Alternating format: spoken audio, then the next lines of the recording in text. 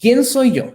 Soy Iván Torre Villalbazo, estudié la licenciatura en Biología en la Universidad Autónoma Metropolitana Unidad Xochimilco, el doctorado en Ciencias Biomédicas en la Universidad Nacional Autónoma de México. Soy investigadora en Ciencias Médicas C en el Departamento de Fisiología de la Nutrición del Instituto Nacional de Ciencias Médicas y Nutrición Salvador Subirán. Soy miembro del Sistema Nacional de Investigadores del Consejo Nacional de Ciencia y Tecnología, miembro fundador de la Asociación Mexicana de Investigadores de los Institutos Nacionales de Salud y Hospitales de Alta Especialidad. He publicado al día de hoy 27 artículos de investigación en revistas indexadas en PubMed y profesor en la maestría en Tratamiento Integral de la Obesidad y Síndrome Metabólico en la Universidad Modelo de Mérida. Y pues este tema interesante, obesidad, inmunonutrición y COVID-19, espero les agrade. Entonces, para iniciar, quisiera dar algunas definiciones. SARS-CoV-2 es el nombre del virus que está causando la enfermedad COVID-19. La definición de SARS, o el acrónimo es, SARS significa síndrome respiratorio agudo y severo, por lo que COVID-19 es la enfermedad causada por este virus. La COVID-19, que es la enfermedad causada por este virus SARS-CoV-2, puede generar en algunas personas una complicación respiratoria grave que se le llama síndrome de dificultad respiratoria aguda. Entonces, ¿qué es el SARS-CoV-2? El SARS-CoV-2 es un virus formado por una cadena de RNA en el interior y recubierta por una cápsula de proteínas que tienen glicoproteínas que generan esta forma que si uno lo ve al microscopio parecen coronas y por esa razón se le llama coronavirus. Esta proteína S que sobresale del virus es muy importante porque es la que utiliza el virus para ingresar a la célula y de este modo infectar. Por esa razón, al día de hoy hay mucha investigación sobre la estructura del virus, la secuencia del genoma viral y las características de todas estas proteínas de membrana para poder encontrar tratamientos específicos que puedan atacar a este virus y evitar la infección de las células. Esta diapo es muy interesante, de hecho esta es de un artículo que salió hoy prepublicado y lo que nos muestra es cómo al día de hoy se sabe cuál es el origen de este coronavirus. Los coronavirus son virus que siempre han existido en diferentes tipos de animales y por mutaciones aleatorias, estos virus pueden saltar de especies. Esto se le llama zoonosis, que es la infección de una persona por un virus que es específico de un animal. Entonces, lo que se ha visto hasta el día de hoy al hacer una secuencia acoplada de los diferentes coronavirus que hay en diferentes especies, lo que han encontrado es que este SARS-CoV-2 procede del pangolín. Esto es muy importante porque la evidencia muestra que, pues, número uno, este virus no fue creado en un laboratorio, no es un arma biológica, sino que es producto del tráfico ilegal de animales salvajes.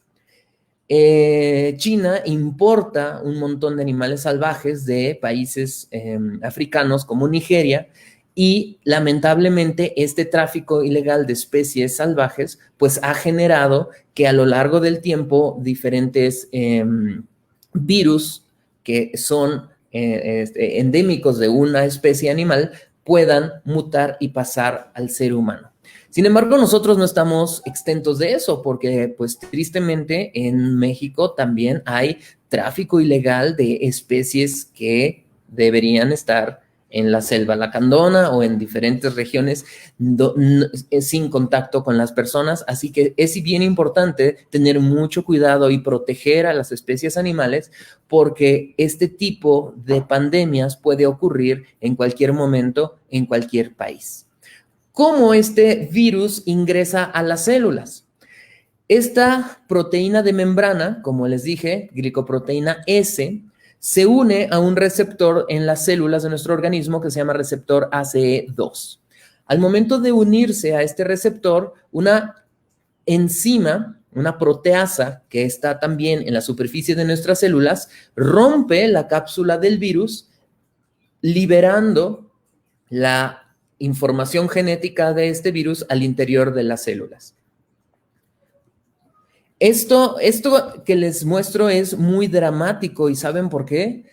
Este receptor ACE2 no solo está en las células del pulmón, está en células del sistema nervioso central, en células del riñón, en células del intestino, del tejido adiposo y de muchos otros órganos. Eso quiere decir que aunque los principales síntomas de este virus son respiratorios, tristemente este virus afecta muchos otros órganos del cuerpo y por esa razón las personas que tienen la enfermedad COVID-19 tristemente desarrollan también alteraciones como por ejemplo problemas de coagulación y trombos, daño renal, alteraciones gastrointestinales y otras cosas. Por esa razón, pues obviamente este virus es bastante grave y agresivo. ¿Qué hace el virus ya que ingresa a las células? Ya que se unió a este receptor en la superficie de las células, inyecta el RNA que se transcribe a un montón de proteínas que van a formar la cápsula del virus y van a producir nuevos virus. De este modo, la célula infectada se convierte en una máquina de hacer nuevos virus y de este modo infectar otras células del cuerpo. Nuestro organismo está diseñado para atacar diferentes tipos de cuerpos extraños como virus o bacterias. Aunque nuestro organismo nunca ha estado en contacto con este virus porque es nuevo, sí tenemos un sistema de defensa. El sistema de defensa inicial que tiene nuestro organismo se le llama la respuesta inmune innata. Y principalmente es mediada por dos tipos de células, los macrófagos y las células dendríticas. Estas células siempre están monitoreando el organismo y cuando encuentran algo extraño o diferente, lo destruyen. Posteriormente, los macrófagos que ya destruyeron a los virus que encontraron dentro del organismo, le presentan estas proteínas virales a las células de la respuesta inmune adaptativa, que son las células B y las células T. De este modo, estas células generan una memoria y para una siguiente infección, estas células pueden reconocer y atacar de manera selectiva a este virus. Como obviamente este es un virus nuevo, pues no tenemos ninguna memoria de este virus y por esa razón ha sido tan grave las consecuencias a nivel mundial. Entonces, en cuestión de tiempo, la respuesta inmune innata reconoce al virus, lo destruye y posteriormente le presenta proteínas virales que se les llama antígenos a las células B y T para que puedan generar esta memoria. Les voy a mostrar dos diapositivas de cómo es que ocurre esto. La respuesta inmune genera inflamación. Eso es bueno y necesario en la etapa inicial de la infección porque de este modo, número uno, se pueden destruir los virus y las células del cuerpo que tienen al virus adentro y reclutar todas las células inmunes que necesitan estar ahí en ese lugar localizado para destruir al virus.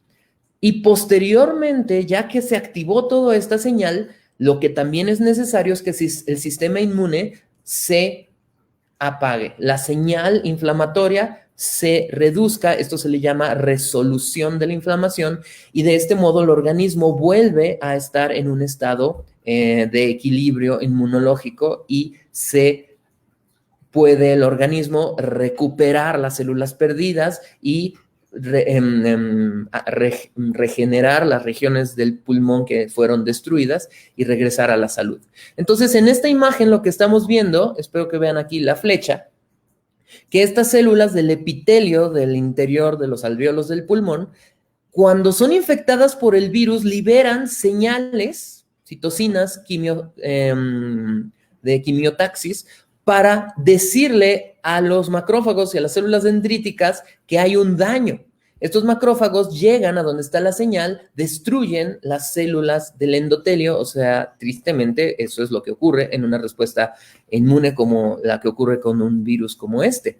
Los macrófagos no solo destruyen al virus, destruyen a las células de nuestro organismo que tienen adentro al virus. Dicen los macrófagos, prefiero destruir la célula y de este modo se acabó el virus. Porque de todos modos, esta célula llena de virus, pues tristemente iba a destruirse. Cuando el virus se llena de virus, la célula revienta y se liberan más virus.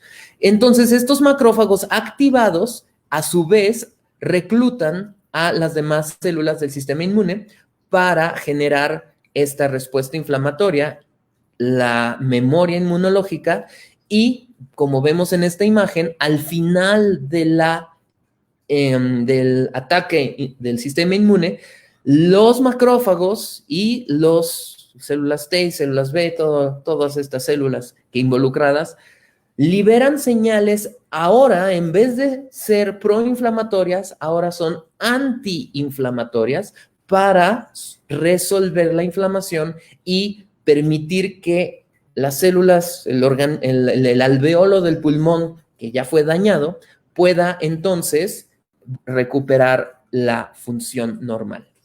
Sin embargo, tristemente en la COVID-19 ocurre algo que se le llama tormenta de citocinas. Y es que conforme la infección va incrementando y el sistema inmune no es capaz de frenarla, pues entonces los macrófagos generan más citocinas, reclutan más células T que liberan más citocinas y de este modo se generan cada vez más y más inflamación y en vez de resolverse se vuelve más grave.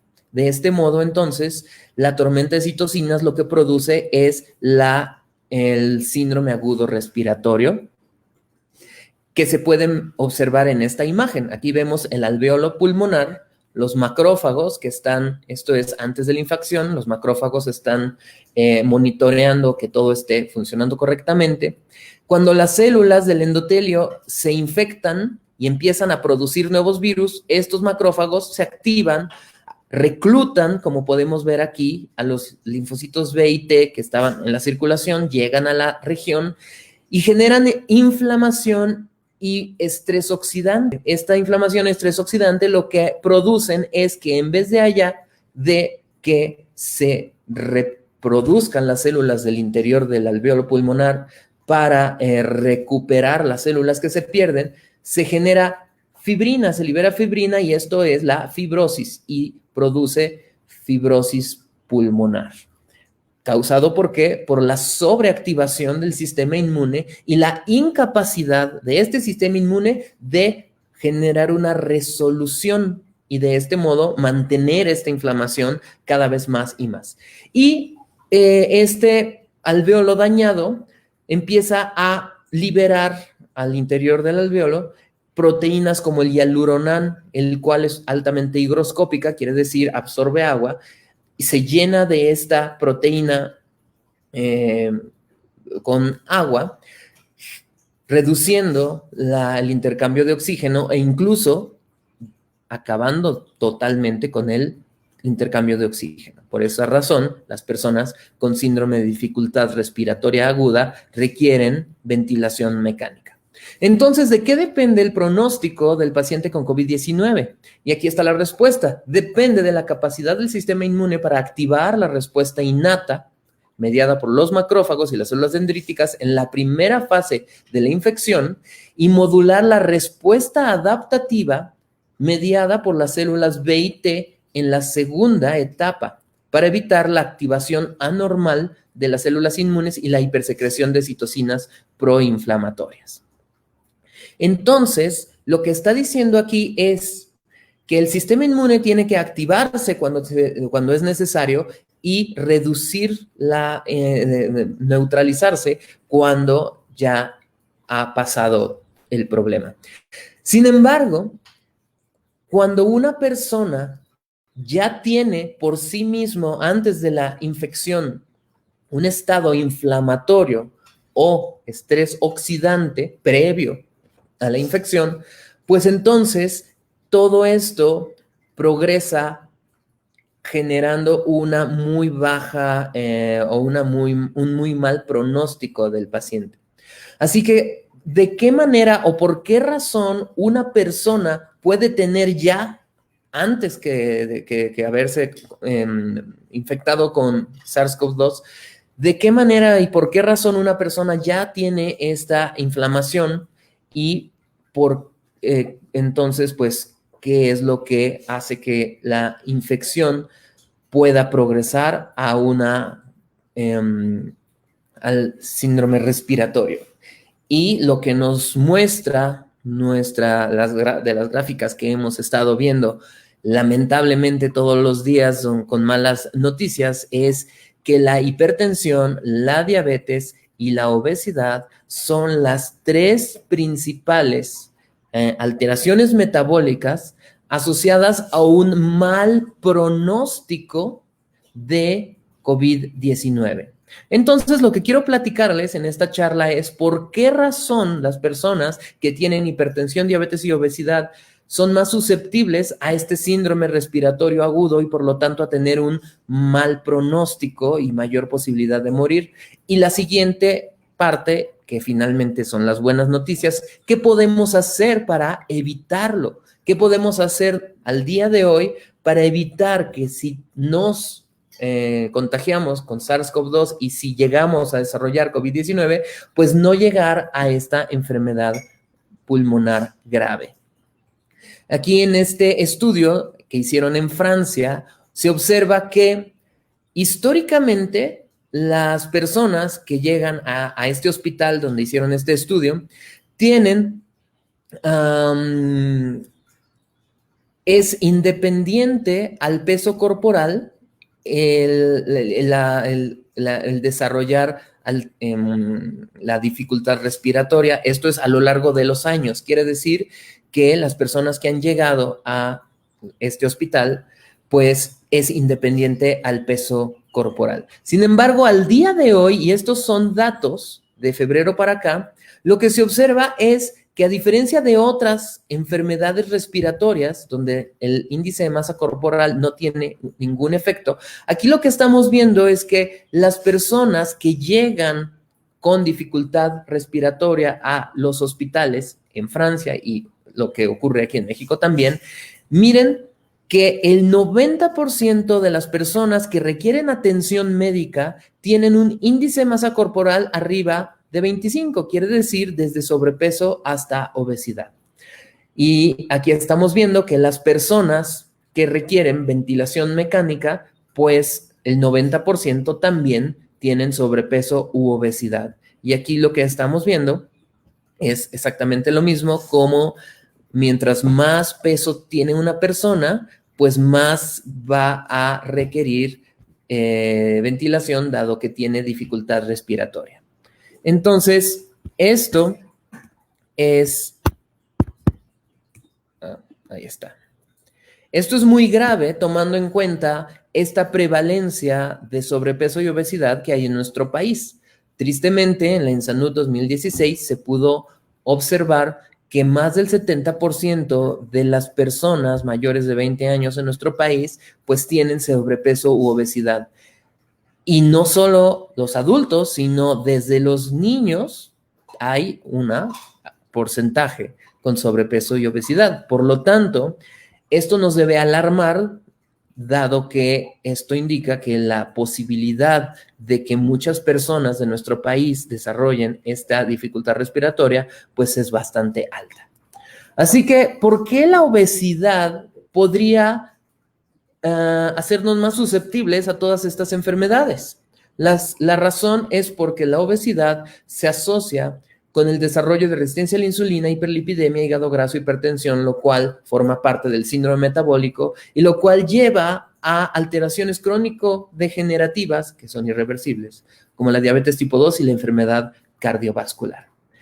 ¿Por qué la obesidad, que se define exclusivamente como un incremento en el contenido de grasa corporal, puede generar todas esas alteraciones metabólicas y en particular incrementar nuestro riesgo de desarrollar síndrome agudo respiratorio en COVID?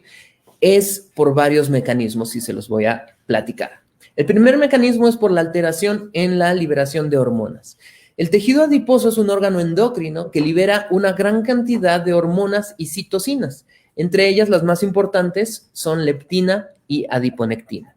Estas dos hormonas tienen funciones metabólicas, como por ejemplo, que en el músculo y el hígado se capture glucosa y se utilicen los lípidos como fuente de energía.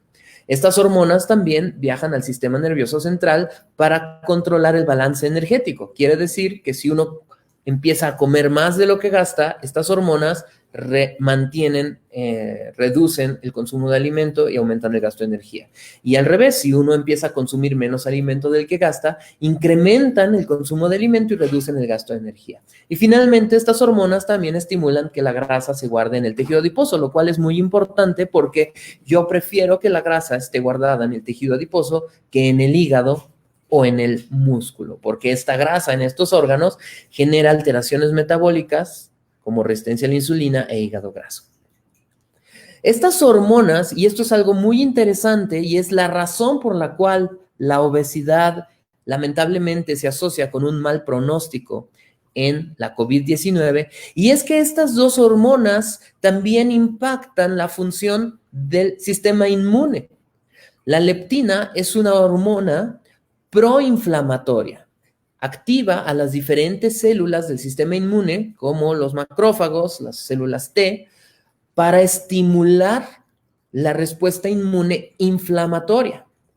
Mientras que la adiponectina hace justo lo contrario, activa todas las células del sistema inmune para generar una respuesta antiinflamatoria. De este modo, estas dos hormonas que libera el tejido adiposo participan activamente en la función del sistema inmune. Como hemos visto, el hecho de que una persona desarrolle o no las complicaciones graves del COVID depende del sistema inmune. Si el sistema inmune es capaz de neutralizar la inflamación, las personas pueden no desarrollar estas complicaciones y es lo que le llaman una persona o asintomática o con síntomas leves. Pero lo que hace que una persona requiera ir al hospital por dificultad respiratoria, pues es la sobreactivación del sistema inmune. Y estas dos hormonas liberadas por el tejido adiposo están involucradas en esto. El problema ocurre porque la obesidad incrementa la liberación de leptina, que justamente es la hormona proinflamatoria. ¿Se dan cuenta a dónde quiero llegar con esto? Cuando una persona disminuye su peso corporal, disminuye la liberación de leptina. Esto es necesario para que el organismo, el hipotálamo que está en el cerebro, pueda controlar la ingestión de alimento y el gasto de energía. Si uno consume más alimento del que gasta, pues aumenta más su tejido adiposo, se libera más leptina y esto también es útil para que el hipotálamo sepa que tenemos más energía de la que necesitamos y reduzca la ingestión de alimento y aumente el gasto de energía. Sin embargo, en la obesidad, que es un problema crónico, es decir, una persona pues no desarrolla obesidad en una semana, ¿verdad? Se requiere meses y años de consumir más alimento del que uno gasta para aumentar de peso de manera crónica.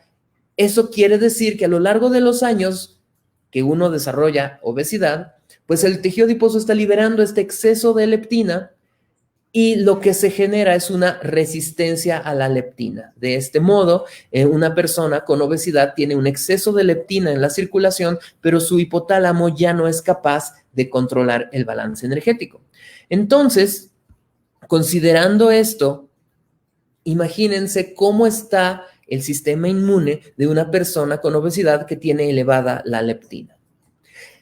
En la otra hormona, como habíamos charlado, la adiponectina, sí es una hormona que reduce la inflamación y modula al sistema inmune para que haya una resolución de la inflamación. Lamentablemente en la obesidad se reduce la adiponectina. Así que al haber menos adiponectina liberada por el tejido adiposo en la obesidad, el hígado acumula más grasa, el músculo genera resistencia a la insulina y entonces tenemos hiperglicemia y lo que va a convertirse en diabetes tipo 2. Por aquí estamos viendo la asociación entre la hiperglicemia, la diabetes tipo 2 y el COVID-19. Entonces aquí está un resumen muy interesante sobre la interacción de las hormonas del tejido adiposo con el sistema inmune en salud y enfermedad o en peso, en cantidad de tejido adiposo saludable a exceso de tejido adiposo. Entonces, lo que podemos ver aquí es que en una persona, su tejido adiposo libera cierta cantidad de leptina y adiponectina, manteniendo un equilibrio en la respuesta inflamatoria y antiinflamatoria. Sin embargo, en la obesidad, como les he platicado, el exceso de leptina, que es proinflamatoria, y la reducción en la adiponectina, que es antiinflamatoria, genera un estado proinflamatorio crónico. Al día de hoy se ha reconocido y está establecido que las personas que tienen obesidad tienen una inflamación crónica de bajo grado y es causado en parte por esta alteración de las hormonas del tejido adiposo.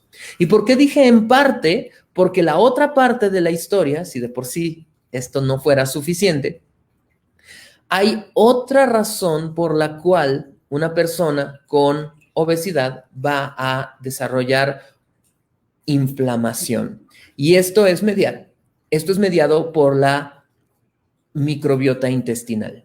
La microbiota intestinal son todos los microorganismos que tenemos en el intestino, desde bacterias, virus y levaduras, y se dividen en 3 grupos: simbióticas, comensales y patógenas. Los simbióticos y comensales tienen un efecto benéfico. Por un lado, liberan moléculas al interior de nuestro organismo que regulan muchas funciones metabólicas. Producen ácidos grasos de cadena corta, ácidos biliares secundarios, algunas vitaminas y moléculas que mantienen al sistema inmune funcional. Sin embargo, las bacterias patógenas liberan moléculas inflamatorias. Quiere decir que lo que liberan al interior de nuestro organismo incrementa la inflamación. Así que lo óptimo, pues, es que tengamos más bacterias simbióticas y comensales que patógenas. Eso se le llama un equilibrio inmunológico o eubiosis. Eu de normal, biosis de vida. Sin embargo, cuando uno tiene más bacterias patógenas dentro del organismo, dentro del intestino, pues entonces tenemos un desequilibrio inmunológico y esto se le llama disbiosis. Dis de malo, no, biosis de vida. Quiere decir, la disbiosis intestinal es un exceso de bacterias patógenas, por lo tanto, generando inflamación. Entonces, en esta imagen vemos un resumen de cuál es el efecto o la consecuencia de estas bacterias patógenas dentro de nuestro organismo. Entonces, el hecho de que se acumulen las bacterias patógenas en el intestino liberan moléculas proinflamatorias como el lipopolisacárido. Este lipopolisacárido activa a los macrófagos proinflamatorios en diferentes órganos como el hígado y el tejido adiposo. Cuando en el tejido adiposo se activan los macrófagos proinflamatorios o M1, liberan citocinas proinflamatorias, haciendo que los adipocitos, por un lado, desarrollen resistencia a la insulina, no puedan captar glucosa, estimulan la lipólisis, haciendo que estos adipocitos también liberen más grasa que se va a acumular en el hígado y en el músculo. Y si no fuera suficiente, estos macrófagos M1 inflamatorios liberan citocinas que destruyen los adipocitos, haciendo que haya más liberación de grasa a los órganos y más inflamación. La grasa que viene del tejido adiposo inflamado se acumula en el hígado. El hígado acumula grasa y esto se le llama esteatosis. La esteatosis es totalmente reversible si una persona hace un cambio en su estilo de vida. Sin embargo, si no hace este cambio, la acumulación de grasa junto con la activación de las células inmunológicas en el hígado hacen que progrese la esteatosis a esteatohepatitis.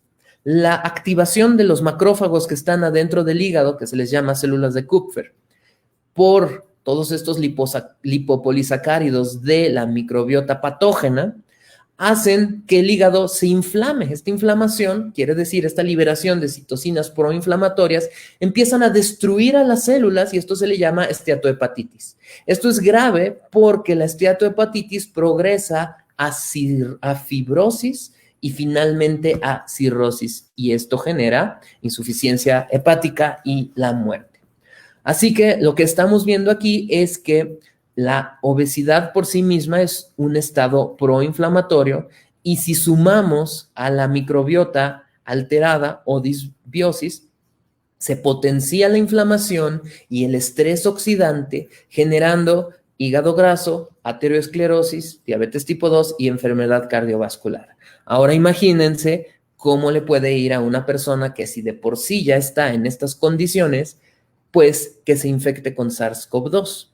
Así que el resumen de todo lo que hemos visto hasta ahorita, que son las malas noticias, pues es que la inflamación y el estrés oxidante, ambos se están potenciando uno a otro para generar daño a los órganos, lo cual lleva a resistencia a la insulina, esteatohepatitis, aterosclerosis, diabetes y cáncer. Entonces, para empezar con las buenas noticias, ¿verdad? Porque si no, ya ahorita todos se van a desconectar y van a ir, por favor, no se depriman y terminen de escuchar esta charla. ¿Qué podemos hacer? ¿Cuál sería la buena noticia si todo esto pues es grave? Y la buena noticia es que la alimentación puede tener un efecto importante en la función del sistema inmune y esto se le llama inmunonutrición, la interacción de los nutrimentos que hay en los alimentos con las células del sistema inmune para regularlo. Así que el objetivo de la inmunonutrición no es activar al sistema inmune. A veces así nos venden productos, ¿verdad? Esto va a aumentar tu sistema inmune, pero lo que podemos ver en la síndrome agudo respiratorio causado por COVID es que justamente lo que mata a las personas es el sistema inmune sobreactivado. Entonces, ¿qué quiero de los alimentos? ¿Que lo activen o no lo activen? La palabra clave es modular.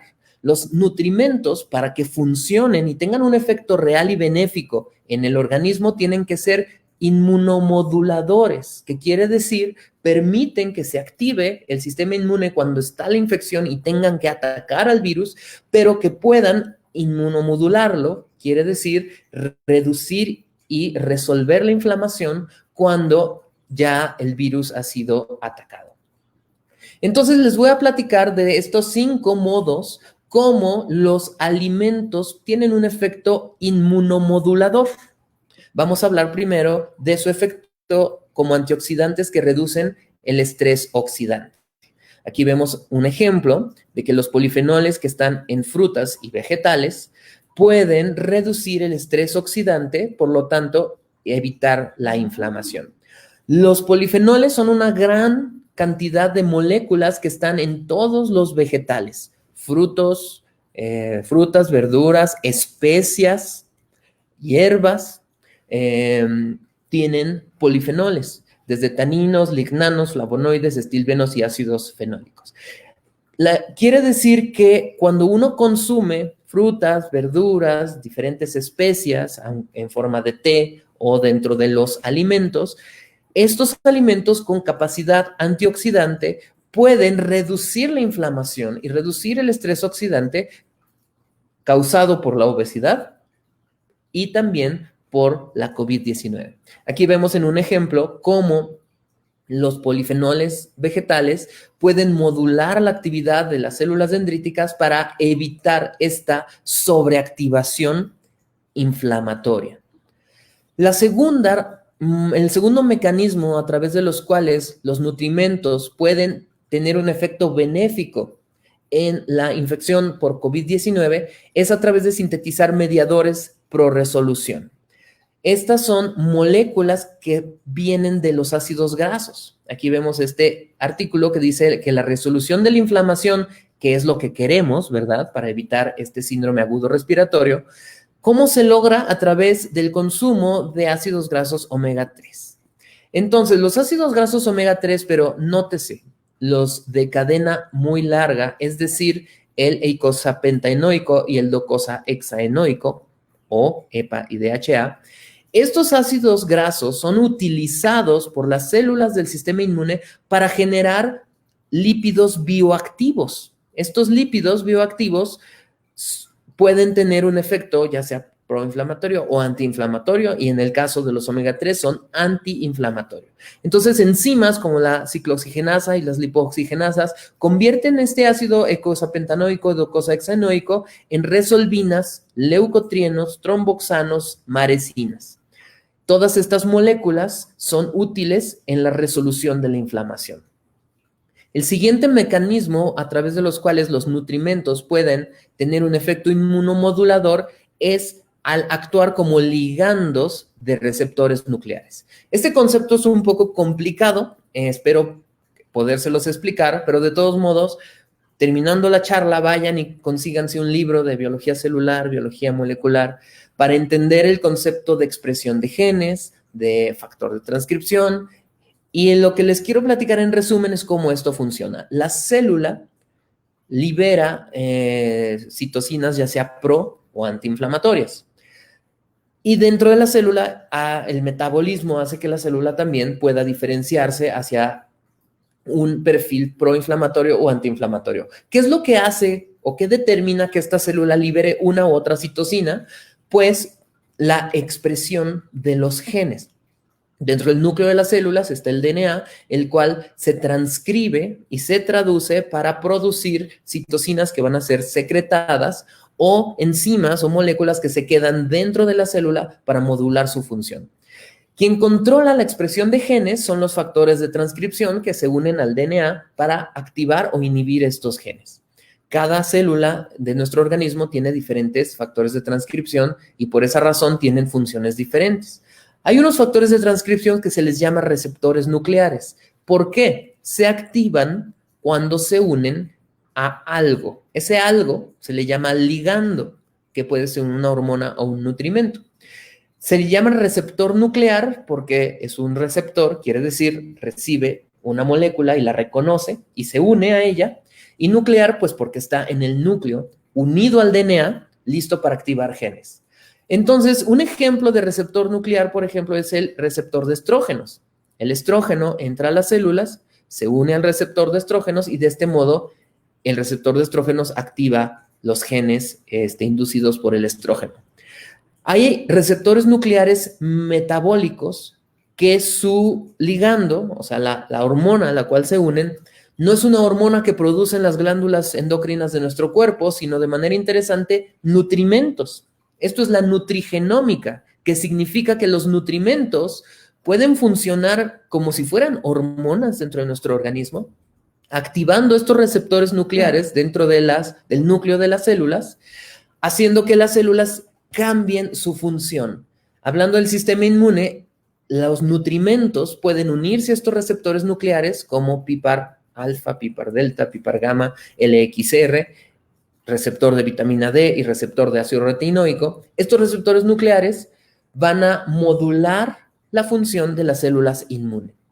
Los PIPARs son receptores nucleares que están en una gran cantidad de células del sistema inmunológico, desde las macrófagos, células dendríticas, células B y células T. Y cuando se activan los PIPARs con ligandos de los alimentos, modulan la función de estas células para reducir la inflamación y de este modo resolver la respuesta inmune.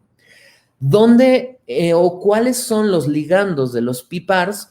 estos ácidos grasos de cadena larga, principalmente poliinsaturados de cadena larga. ¿Dónde están los ácidos grasos poliinsaturados y de preferencia de cadena larga? En todos los pescados, en el huevo, en las algas y en diferentes vegetales oleosos. Entonces, esto debe ser la base de nuestra alimentación para tener un sistema inmune funcional y modulado. Otro ligando de receptores nucleares que está en la dieta, que también tiene un efecto impresionante en el organismo, es la vitamina D y la vitamina A. Incluso ya hay algunos estudios que están mostrando que la vitamina D, por su efecto inmunomodulador, puede controlar la función del sistema inmune. Entonces, aquí estamos viendo cómo la vitamina D puede modular la función de células del sistema inmune, como las células B o las células dendríticas.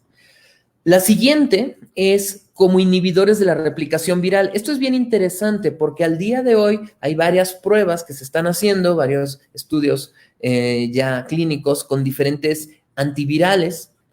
¿Y cuál es la función o cómo actúan los antivirales? La mayoría de ellos lo que hacen es unirse a algunas de las enzimas de la maquinaria viral para evitar que el virus, número uno, evitar que el virus se una a las células y pueda ingresar, y ya que haya ingresado a las células, los inhibidores de la replicación viral lo que hacen es unirse a las proteínas involucradas en replicar el genoma viral, armar la cápsula de los virus para que el virus se generen virus dentro de las células y se liberen a la circulación. Entonces, así es como funcionan los antivirales que al día de hoy se están probando en este COVID-19.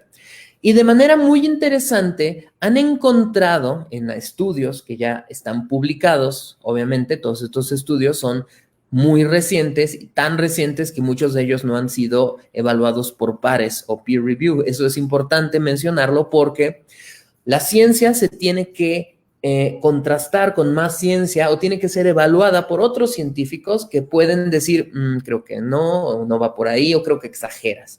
Ahorita por la situación tan complicada que está ocurriendo y donde se requiere información rápida, a veces se puede llegar a publicar cosas como un hecho que tal vez no sean tan, como dice el autor. Así que todo esto que les voy a mostrar deben tomarlo con mucho cuidado y no convertirlo en una ley absoluta hasta que pues más estudios lo comprueben. Sin embargo, son buenas noticias, porque estos estudios lo que han mostrado es que hay una posibilidad de que diferentes moléculas que hay en los alimentos puedan funcionar como antivirales, inhibidores de las enzimas virales que son necesarias para la replicación.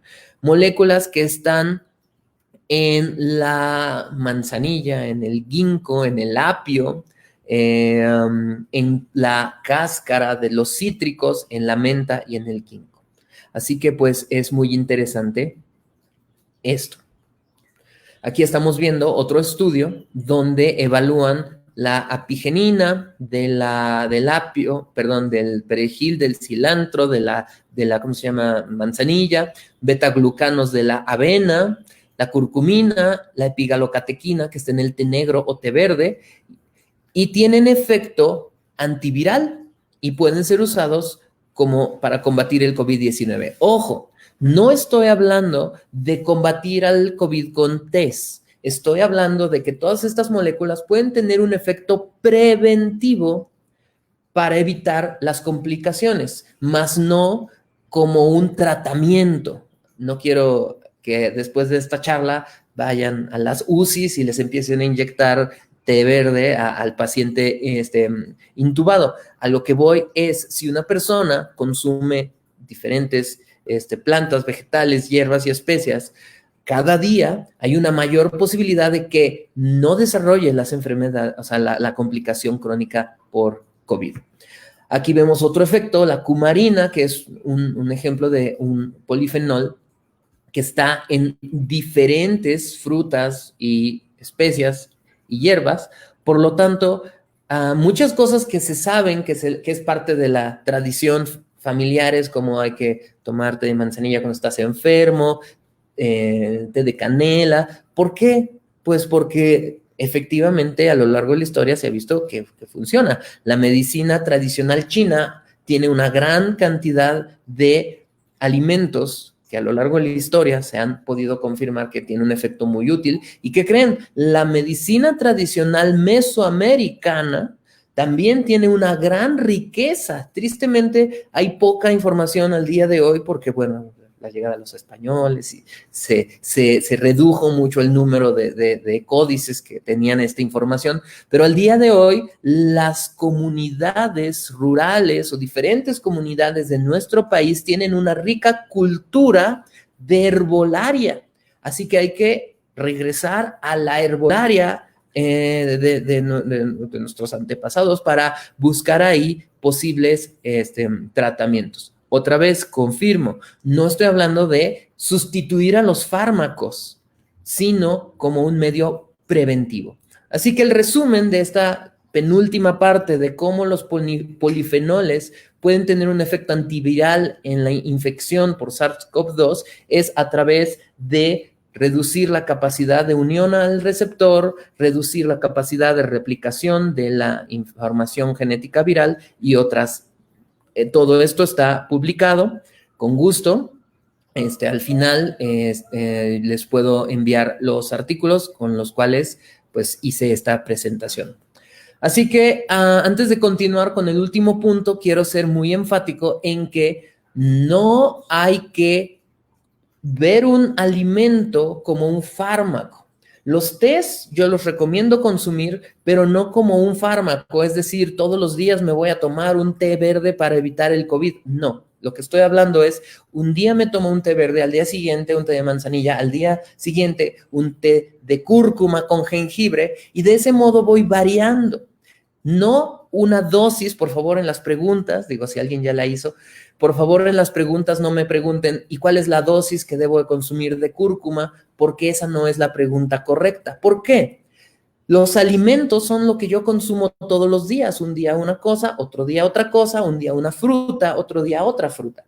Si yo tomo un alimento como si fuera un fármaco y decir, es la hora del mango y me toca 100 gramos de mango todos los días, va a llegar un momento en que lleguemos a una dosis tóxica. Esto se llama hormesis. Cualquier cosa a una dosis baja es benéfico para el organismo. Sin embargo, si yo incremento la dosis de esa misma cosa, que es buena, a una baja dosis, a una dosis alta es tóxica. Y tristemente, todos conocemos algún caso de algún familiar que se intoxicó por consumir suplementos, pastillitas, polvitos vegetales. Así que mucho cuidado con confundir un alimento con un fármaco. La última parte de esta charla es que cómo pueden los nutrimentos modular el sistema inmune y prevenir las enfermedades, el problema grave de COVID, pues al modular la microbiota intestinal, servir como prebióticos y probióticos. ¿Qué es un prebiótico? Es el alimento de la microbiota, que son fibra dietaria, ya sea soluble o insoluble, que está en frutas, verduras, cereales de grano entero, y probióticos, que son bacterias que están en los alimentos que pueden llegar a poblar o a ser parte de las poblaciones simbióticas del intestino. Los probióticos son como el Lactobacillus, el Streptococcus thermophilus, que están en todo tipo de yogurts, en particular yo recomiendo el yogur hecho en casa, como los búlgaros o el kefir, y otros productos fermentados, como algo que no es fácil de conseguir a veces, como la kombucha o otra cosa rara que se llama el sauerkraut y esas cosas. Entonces, si nosotros consumimos prebióticos, que es el alimento de las bacterias simbióticas, y probióticos, que son las bacterias simbióticas, voy a tener eubiosis, que quiere decir voy a tener una gran cantidad de bacterias simbióticas y comensales, manteniendo mi organismo metabólicamente apto e inmunológicamente apto.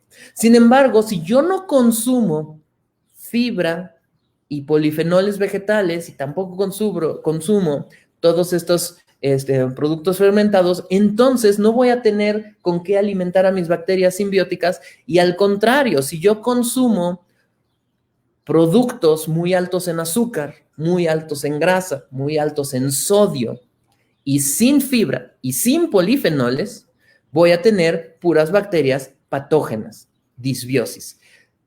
Lo que acabo de describir como productos que generan disbiosis se resume al día de hoy como productos ultraprocesados, que la definición de ultraprocesado es un producto hecho de ingredientes purificados, lo cual ya no tiene realmente nada que ver con el alimento original.